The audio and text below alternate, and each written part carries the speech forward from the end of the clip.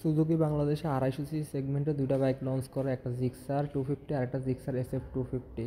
তো কথা ওইটা না, কথা হইলো গিয়া এটার যে আসল রহস্য বা এটা প্রাইজিং নিয়ে কারো কোনো কথা বলতে শুনি নাই।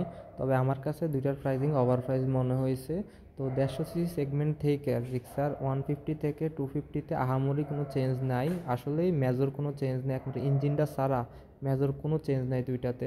টুকটাক সামনের চাকা পিছনের চাকার সাইজ আর ডিস্কটা বড় দেওয়া হয়েছে, আর দুই চাকায় ABS আর 6 স্পিড বক্স গিয়ার দেওয়া হয়েছে। এছাড়া আহামরি আমার কাছে কোনো চেঞ্জ মনে হয় নাই। তো প্রাইজিং বলতে গেলে জিক্সারের প্রাইস 3,20,000 আর জিক্সার SF-এর প্রাইস 3,80,000 থেকে 4,00,000 হলে বেটার হইতো, আমার কাছে যেটা মনে হয়। তবে 150-র তুলনা হিসাব করতে গেলে 150-র প্রাইসও 3,50,000 টাকা আমার কাছে ওভার প্রাইস মনে হয়েছে। সেই তুলনায় আমার কাছে এটা ওভার প্রাইসড। 4,50,000 টাকা আসলে ওভার প্রাইস। এটা নিয়ে আসলে কারো কোনো মাথা ব্যথা নেই, কাউকে কিছু বলতেও শুনিনি।